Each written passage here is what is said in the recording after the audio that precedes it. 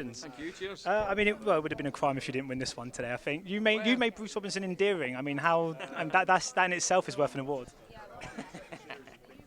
I like the fact that you can take a guy that. Oh, I can't say this. I like the fact you can take a guy who does terrible things and you can say to an audience, "I'd like you to side with me. I'd like you to have empathy for me," and make that audience feel guilty about doing that. You're kind of the whole idea for me when I read it was that drama is always on the screen, conflict is always on the screen, but if you can try and create conflict in your audience and make them go like, why do I like this guy? Why do I hate this guy? No, but I'm still watching. I hate this guy, but why am I laughing? Oh! And that was the whole idea, really, was to try and sort of abuse our audience.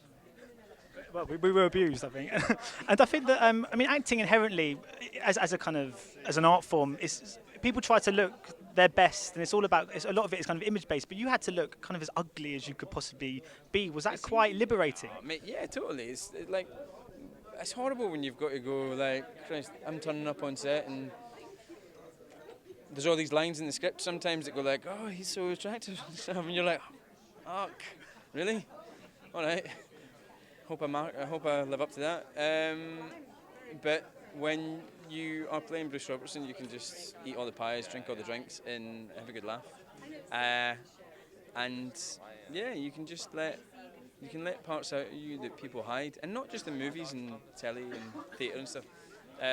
People hide those parts of themselves in everyday life, and it's a privilege actually to get to be in an environment where you can be allowed to expose and amplify the horrible parts of yourself and the dark parts of yourself and the unattractive parts of yourself and the taboo parts of yourself. That's something that most people will never get to do, whether it's on film or in life, and that's a real privilege actually. Filth was recognised on many levels today in various different categories. Yeah. And when I first saw it, I thought, I mean, this is a wonderful film, but I was kind of worried, will this get the kind of response that I hope it gets? I mean, I guess in this sense, just good cinema prevailed, didn't it? I think so. I mean, financially and sort of box office wise, and people going and putting bums on seats, we did amazing. I would have happily taken an outcome where, you know, we did all right at the box office and we disappeared after a couple of weeks, and then we disappeared into DVD land, and we were regarded as one of those worthy things that happened and nobody went to see, and we won a few awards, you know what I mean? And what's beautiful is that, you know, hundreds and hundreds of thousands of people went to see this film. We made our money back and we made a profit. And for an independent film to do that, it's not all about money. I really don't believe this film business is about money. But for an independent film to get made where people are remortgaging their houses to get it made, and for that film to make money back, and then for them to make that money back but then also make a profit is incredible. The fact that British film can make a film about Britain with British actors and then make money back in its own country means that we don't need to pander to anybody else. We don't need to try and make films that are attractive to the rest of the world. We can make films about us, for us, and it's possible in our own island, and that's incredible. So I've forgotten what the question was, but I've kept talking anyway. Sorry. So just finally, very quickly, I mean, obviously we can see you in Days of Future Past next year, and how important is it for you as an actor to balance between independent British cinema and to do the big kind of Hollywood features as well? It's very important. It's the lifeblood of my career, really. Being able to do those big things means that I can help get these smaller things made. Don't get me wrong, it was a nightmare getting the finance for this, even though I'm an X-Men. A pure play Patrick Stewart, by the way, and we still couldn't get the finance for this very easily.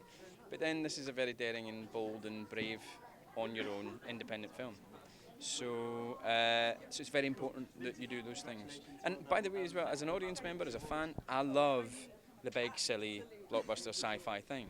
I just think it can't be all there is, and sometimes there's too much of that within the marketplace and within the cultural environment. It should be, you know, at most half and half, and it's not. It's like 95% to 5%, you know. And so it just means the independent films have to fight harder and work harder, and they still don't prevail a lot of the time. So the fact that Filth has done well financially, again, it's not all about the money, but it's a marker of we managed to get people to come and see it is a humongous thing. Well, congratulations again. Cheers, man. Thank you.